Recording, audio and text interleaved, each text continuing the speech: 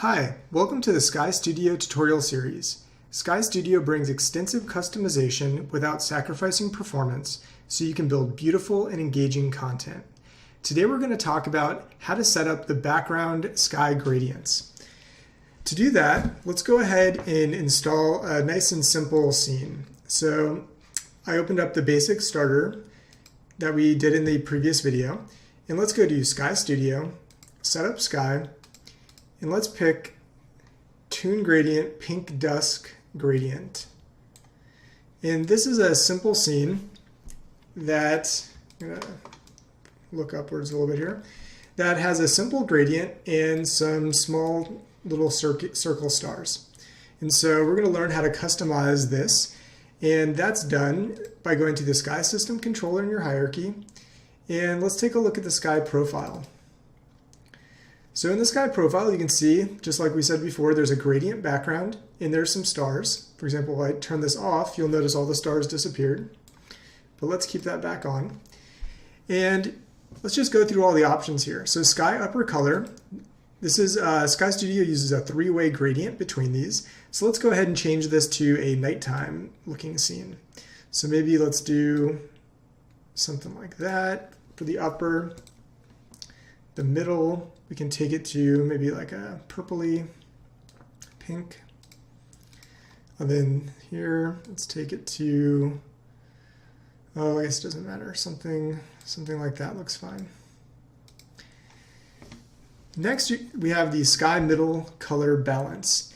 And as I was saying, the sky is a three-way gradient, and this lets you like adjust how close the middle color is either to the upper or the lower. Usually you want it just right in the middle, but sometimes it looks nice to compress it in either direction. So let's just go ahead and wiggle it around, and I think you'll be able to see what's going on here. So you'll notice as I bring the value down, the middle color has a very short gradient to the lower color. There's a very fast gradient and then a really long one to the top. Then likewise, if I go to the other side, there's a long gradient at the bottom, then a fast one up towards the top.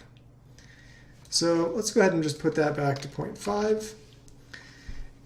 The horizon position, if in your game maybe you're not working at y equals 0, you can go ahead and just lift the sky up and move it all the way up kind of however you like, and it just offsets everything in the gradient.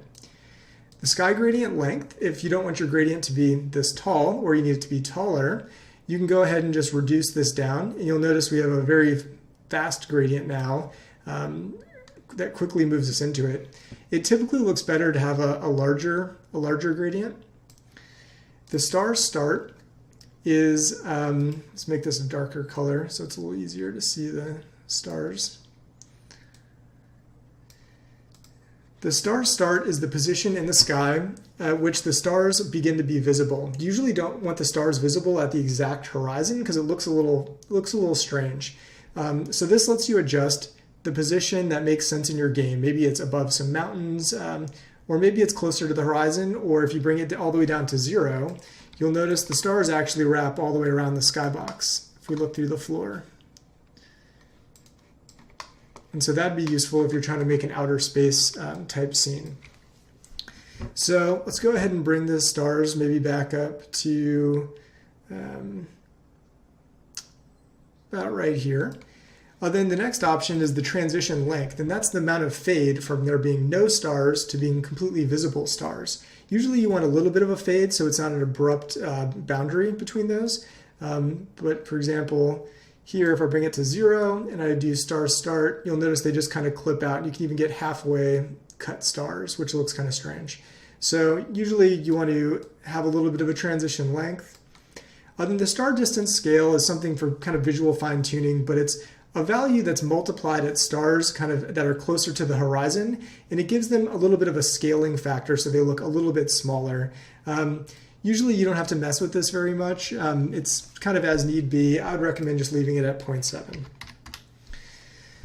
Thanks for watching, and in the next video we're going to talk about the sun and the moon. See you next time.